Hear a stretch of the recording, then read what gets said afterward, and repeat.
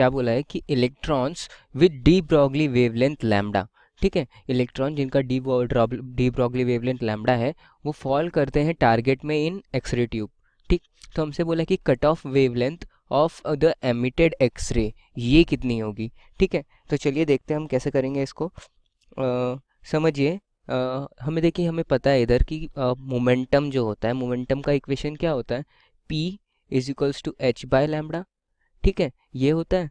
और हम अब काइनेटिक एनर्जी हम समझे जो है इलेक्ट्रॉन्स की जो एमिट होंगे उनकी एनर्जी क्या होगी, वो होती है पी स्क्वायर बाय 2m, ठीक है। देखिए ये कैसे आया, हम बताते हैं इधर काइनेटिक एनर्जी क्या होती है, हाफ एम वी स्क्वायर, ठीक है। और पोटे सॉरी ये मोमेंटम क्या होता है, एम वी। तो हम देखिए काइनेटिक एनर्जी को जो है एम से ऊपर नीचे मल्टीप्लाई करेंगे तो क्या होगा, देखिए half M square by M लिख सकते हैं हम एम को, और वी स्क्वायर। तो ये क्या हो जाएगा, देखिए एम स्क्वायर वी स्क्वायर, इसको हम पी स्क्वायर लिख सकते हैं। तो ये हो जाएगा पी स्क्वायर बाय 2m। तो kinetic energy equals to P square by 2m। ये ऐसे डिराइव हो गया, इसको आप याद रखिएगा, ठीक है। तो ये हुआ। और काइनेटिक एनर्जी क्या होती है हमारी, पी स्क्वायर बाय 2m। तो देखिए, और एक फार्मूला हमें काइनेटिक एनर्जी का पता है, वो होता है H C by lambda nought, ठीक है। ये जो है एनर्जी वाला फार्मूला है, H C by lambda nought, ठीक। तो हम बोलेंगे कि if entire kinetic energy of electron is converted into photon. देखिए जब ये डी ब्रॉगली वेवलेंथ वाले इलेक्ट्रॉन एक्सरे ट्यूब में फॉल करते हैं तो पूरी जो काइनेटिक एनर्जी होगी उस इलेक्ट्रॉन की वो फोटोन के इसमें कन्वर्ट हो जाएगी, और वही जो है एमिट होंगे एक्सरे में, ठीक है। तो हम क्या करेंगे, ये दो देखिए इधर पी की जगह पे एच बाय लैम्डा डाल के इसको इक्वेशन 1 मान लेंगे, इसको इक्वेशन 2 मान लेंगे, इसको इक्वेशन 3 मान लेंगे। फिर देखिए मैं क्या लिखूंगा, लिखेंगे कोई सब्सटीट्यूटिंग 2 इन 1, ठीक है। सब 2 को हम 1 में सब्सटीट्यूट करेंगे तो क्या हो जाएगा, kinetic energy equals to P के जगह पे एच बाय लैम्डा लिखेंगे, तो ये होगा H square by 2m lambda square, ठीक है। ये हो गया। और इक्वेशन 3 से इक्वेट कर देंगे इसको, एंड इक्वेटिंग विथ 3। इक्वेट क्यों किया हमने, देखिए दोनों के एल सेम है तो आर भी सेम होंगे। तो देखिए क्या हो जाएगा, इधर इधर ये ऐसे हो जाएगा H square by 2m lambda square equals to H C by lambda nought. और जो लैम्डा नॉट है यही हमारी रिक्वायर्ड वैल्यू है, तो लैम्डा नॉट की वैल्यू निकालेंगे इधर से। तो लैम्डा नॉट ये देखिए एच स्क्वायर से एच गया, तो लैम्डा नॉट क्या बचा, 2m c lambda square by H, ये बचा। और ये जो है अपना फाइनल आंसर होगा, ये होगी रिक्वायर्ड वेवलेंथ उस इलेक्ट्रॉन्स की, फोटॉन्स की जो भी इमिट हो रहा है, ठीक है। तो wavelength emitted of the emitted X ray की जो फोटोन वाली एमिटेड होगी, तो अपने को दिख रहा है ये सीधा ऑप्शन ए में है। तो ऑप्शन ए जो है अपना सही है। Electron volt incident on cathode, cathode पे इंसिडेंट किया 5 इलेक्ट्रॉन वोल्ट के एनर्जी से। मैक्सिमम काइनेटिक एनर्जी जो इमिट हुआ है फोटो इलेक्ट्रॉन का, हुआ 2 इलेक्ट्रॉन वोल्ट दिया है। अब ये कह रहा है कि सेकंड कैथ में 1 photons of energy 6 electron volt are incident on C, the photo electrons will reach at the anode if stopping photon, no photo electron will reach to anode if stopping potential of A relative to C is. तो हम क्या बोला कि इसमें तो electron cathode से निकलेगा, और हम कितना पोटेंशियल अप्लाई करें एनोड पे ताकि वो जो एक भी फोटो इलेक्ट्रॉन हमारा रीच नहीं कर पाए, मतलब हमारा स्टॉपिंग पोटेंशियल कितना होगा, मतलब हम स्टॉपिंग पोटेंशियल का वैल्यू निकालना है। तो सबसे पहले पहला इक्वेशन में क्या दो, हम क्या जानते हैं, के मैक्स का इक्वेशन जानते हैं, क्या होता है incident energy minus work function. तो हमारा क्या दिया हुआ है, इंसिडेंट एनर्जी दिया हुआ है, और हमें वर्क फंक्शन यहाँ से निकाल लेंगे। तो के मैक्स कितना है, 2 इलेक्ट्रॉन वोल्ट, और ये कितना 5 इलेक्ट्रॉन वोल्ट इंसिडेंट है, 5 हमारा क्या हो जाए, तो यहाँ से हम 5 निकाल देंगे। वर्क फंक्शन कितना, 3 इलेक्ट्रॉन वोल्ट हमारा निकल गया। वर्क फंक्शन स्टॉपिंग पोटेंशियल क्या होता है, जो हम पोटेंशियल अप्लाई करते हैं जो मैक्सिमम काइनेटिक एनर्जी वाला इलेक्ट्रॉन होता है उसको हम स्टॉप करने के लिए। तो स्टॉपिंग पोटेंशियल आइंस्टीन के इक्वेशन से हम फॉर्मूला क्या जानते हैं, E V naught equal to क्या होता है, E incident energy minus work function. Incident energy second case में क्या है, 6 इलेक्ट्रॉन वोल्ट है, तो 6 electron volt minus 3 electron volt, यहाँ से जो हमारा ये आ गया वी नोट आ गया 3 वोल्ट आ गया, लेकिन ये वी नोट है 3 वोल्ट है। अब यहाँ कहते कौन सा पोटेंशियल है, एक एनोड का रिलेटिव टू कैथोड। तो यहाँ ये देखना है, ये है एनोड है, एक कैथोड है। यहाँ इंसिडेंट किए लाइट हम इंसिडेंट किए यहाँ से, लाइट जो इंसिडेंट हुआ तो यहाँ से इलेक्ट्रॉन निकला, इलेक्ट्रॉन किधर कर रहा है, मूव इधर कर रहा है। तो यह नेगेटिव पोटेंशियल होगा तब ना इधर इसको ये रिपेल करेगा, रिपल्सन होगा, फोर्स लगाएगा तब रुकेगा। तो इसका मतलब क्या है, एनोड का क्या, एनोड के रेस्पेक्ट में कैथोड का क्या है, पॉजिटिव। ये इधर क्या है, ये पॉजिटिव है। तो इसका मतलब क्या है, तो यहाँ से वी ए सी जो हमारा आ जाएगा क्या हो जाएगा, माइनस वी ओ, जो स्टॉपिंग पोटेंशियल है इस पर लगाए, स्टॉपिंग पोटेंशियल वी ओ लगाएं। तो यहाँ से हमारा वी ए सी क्या हो जाएगा, -3 वोल्ट। तो ऑप्शन कौन सा हो गया, third orbit to second orbit, ठीक है ना। इसमें क्या कर रहा है कि थर्ड ऑर्बिट से जो है इलेक्ट्रॉन जो है जंप कर रहा है सेकेंड ऑर्बिट में, क्लियर है। थर्ड ऑर्बिट से सेकेंड ऑर्बिट में यहाँ पे जंप कर रहा है। आगे अगर हम क्वेश्चन पढ़े तो उसमें दिया हुआ है it emit photon of wavelength lambda, ठीक है। ये जो इमिट करता है फोटोन वेवलेंथ लैम्डा का, क्लियर है। उसके अगर आगे क्वेश्चन पढ़े तो when it jump from fourth orbit to third orbit the corresponding wavelength of photon will be, यानी कि अगर मान लीजिए कि यहाँ पे अब जो है फोर्थ ऑर्बिट से जो है ना, ठीक है, फोर्थ ऑर्बिट से अगर थर्ड ऑर्बिट में, ठीक है, थर्ड ऑर्बिट में अगर यहाँ पे जंप कर रहा है तो इसका वेवलेंथ जो है ना कितना होगा, ये हमें लैम्डा का, यहाँ जो लैम्डा निकला है थर्ड ऑर्बिट से सेकंड ऑर्बिट में जंप करता है तो लैम्डा दिया गया है, उसके टर्म में हमें बताना है। तो चलिए यहाँ पे फाइंड करते हैं, ठीक है। ट्रांजिशन अगर होता है थर्ड से सेकंड में तो लैम्डा दिया हुआ है, तो हम यहाँ पे कह सकते हैं कि देखिए इसमें जो है लैम्डा निकाल सकते हैं, इस केस में लैम्डा का वैल्यू निकाल सकते हैं और इस केस में लैम्डा का वैल्यू निकाल सकते हैं। तो चलिए सबसे पहले तो लैम्डा का वैल्यू निकालते हैं। तो यहाँ पे अगर लैम्डा दिया हुआ है तो 1/λ इज इक्वल टू क्या हो जाएगा, देखिए पहले तो लैम्डा का फार्मूला आपको मैं बताता हूँ। 1/λ इज इक्वल टू होता है are Z square into 1/n1² minus 1/n2²। ये फार्मूला होप्स आपको याद होगा, बहुत ही इंपॉर्टेंट फार्मूला है, ठीक है, बहुत ज़्यादा इंपॉर्टेंट फार्मूला है। तो अगर ये वाला हम फार्मूला लगाएं यहाँ पे, ठीक है, तो are H into Z square into 1/2² minus 1/3², कितना से जा रहा है, 3 से 2 जा रहा है, तो 1/2² माइनस 1/3² अपॉन, यहाँ पे देखिए ये 1/λ है, तो यहाँ पे लैम्डा का वैल्यू कैसे निकालेंगे, इसका अगर हम यहाँ पे इन्वर्स करेंगे। तो चलिए अभी तो इन्वर्स नहीं करते हैं, ठीक है। अगर यहाँ पे ये इसको इक्वेशन 1 मान लेते हैं, ठीक है। अब हमें मान लेते हैं कि यहाँ पे लैम्डा डैश देता है, यही लैम्डा डैश का वैल्यू निकालना है। तो 1/λ डैश कितना हो जाएगा, ये हो जाता है R H into Z square, ठीक है, इंटू 1/3² माइनस 1/4²। यहाँ पे लिख सकते हैं, यहाँ पे 4 से 3 ट्रांजिशन हो रहा है, ठीक है, सेकेंड इसको इक्वेशन थे।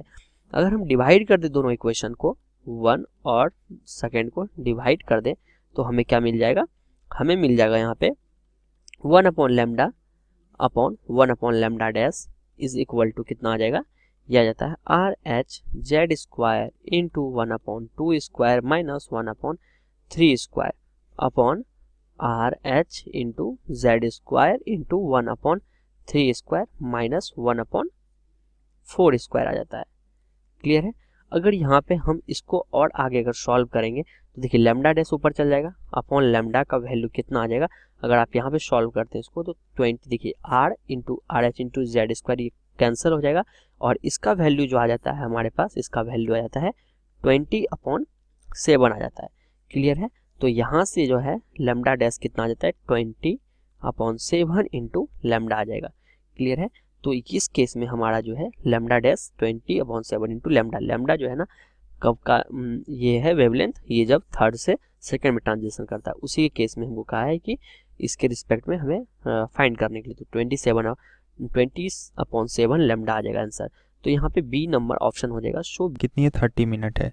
तो हमें बताना है कि उसको 40% से 85% डीके होने में कितना टाइम लगेगा, ये हमें क्या करना है, कैलकुलेट करना है। ओके, तो लेट्स डू दिस। तो हमने मान लिया यहाँ पे कि let it takes T1 time to decay 40% decay होने में उसको कितना टाइम लग रहा है, T1 टाइम लग रहा है। तो इन और यहाँ पे और यहाँ पे हम क्या लिख सकते हैं कि हमारे पास जो फॉर्मूला होता है वो किसके लिए होता है, अनडिकेड पार्टिकल के लिए होता है। तो we also know that in T1, यहाँ पे लिख सकते हैं ये जो T1 है, ओके, इन T1 टाइम रिमेनिंग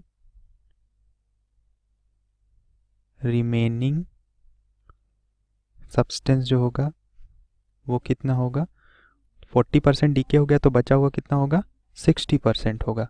ओके, तो अब यहाँ से हम क्या कर सकते हैं, यहाँ से लिख सकते हैं n equals to N nought E to the power minus, sorry half life वाला फॉर्मूला यूज करते हैं तो कैलकुलेशन इजी होगा।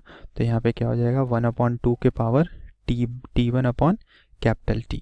ओके, तो अब यहाँ से क्या करते हैं, यहाँ से उसने वैल्यू दे रखी है हमारे पास n अपॉन एन नॉट, इसकी वैल्यू कितनी हो जाएगी हमारे पास, इसकी वैल्यू हो जाएगी, ये आ जाएगा 60/100 हो जाएगा। ओके, और ये कितने के इक्वल हो जाएगा 1/2 T1 upon capital T।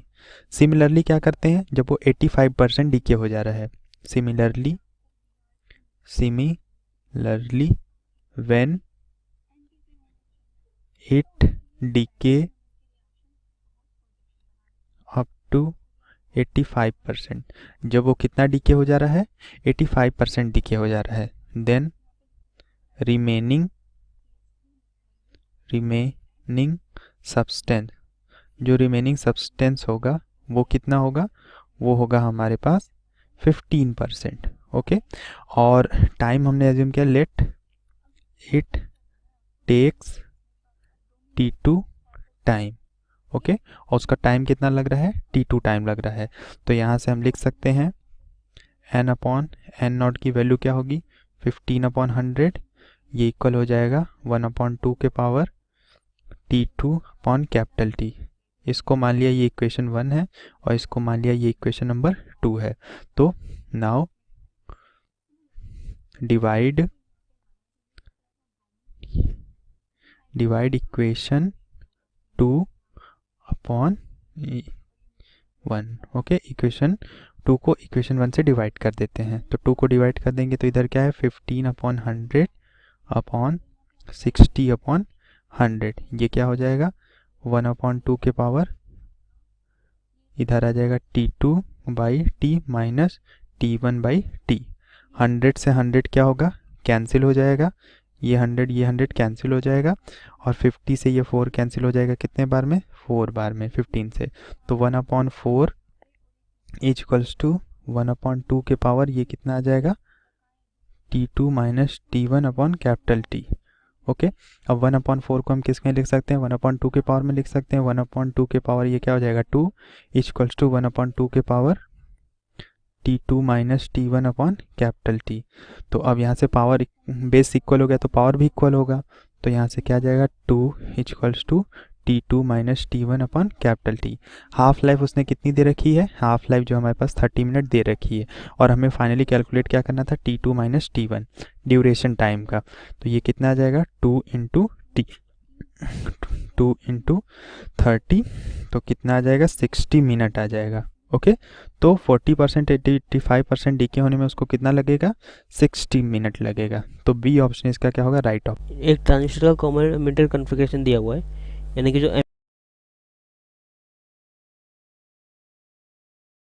Emitter है ट्रांजिस्टर का वो हमारा कॉमन है इनपुट और आउटपुट सर्किट में, और बोला गया है कि वोल्टेज अक्रॉस कलेक्टर रेजिस्टेंस यानी कि आउटपुट रेजिस्टेंस 2 एम्पियर दिया हुआ है, 2 किलो ओम दिया हुआ है, उसके वोल्टेज अक्रॉस कितने हैं 4 वोल्ट्स, और बोला गया करंट एम्पलीफिकेशन फैक्टर हमको दिया हुआ है 100, तो और बेस रेजिस्टेंस दिया हुआ है हमको 1 किलो ओम। तो बताइए इनपुट सिग्नल वोल्टेज कितना होगा। तो देखिए हमको पता है जो करंट एम्पलीफिकेशन फैक्टर होता है, करंट एम्पलीफिकेशन फैक्टर वो हमारा इक्वल होता है आउटपुट करंट यानी कि collector current divide by base current के बराबर। ये हमको दिया हुआ है 100, ठीक है।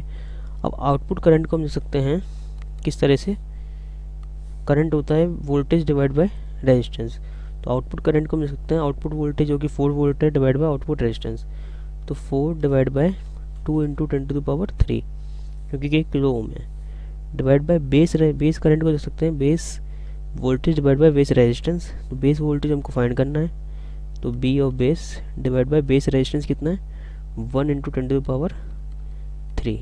ये हम इक्वल कर देंगे 100 के, ठीक है। तो इससे ये कट जाएगा, ठीक है, 2 बचेगा, 2 से ये कट जाएगा 2 टाइम्स, तो 2/1 और b/1, ठीक है। तो ये 1 ऊपर जाएगा, v नीचे आएगा, तो मुझे मिलेगा 2/v, b = 100, ठीक है। तो मुझे मिल जाएगा vb जो आएगा मेरा आएगा 0.02 वोल्ट्स। तो देखिए ऑप्शन कौन सा मैच हो रहा है, इसमें मिली वोल्ट में दिया हुआ, तो मिली वोल्ट में कन्वर्ट कर देते हैं, vb = 1000 से मल्टीप्लाई करेंगे तो 20 मिली वोल्ट हमारा आंसर आ जाएगा। तो option that double fertilization is exhibited by, right? basically double fertilization किसमें exhibit है, right? तो डबल फर्टिलाइजेशन केस में होता क्या है कि एक मेट एक फीमेल गैमीट के साथ फ्यूज करके बना लेता है, राइट, एंड दूसरा मेल गैमीट फ्यूज करता है with polar nuclei, right, polar nuclei of the central cell, right. तो बेसिकली इस प्रोसेस को तो हम बोलते हैं सिनगैमी, जो जाइगोट बनता है, राइट, एंड देन इस प्रोसेस को हम बोलते हैं ट्रिपल फ्यूजन, राइट। तो बेसिकली दो फर्टिलाइजेशन हो रहा है, एक स्पर्म और एग का और दूसरा स्पर्म और पोलर न्यूक्लियाई का of central cell of the egg. तो बेसिकली 2 फर्टिलाइजेशन हो गए, ये देखे जाते हैं in case of angiosperms, right. तो यहाँ हमारा करेक्ट आंसर क्या हो जाएगा,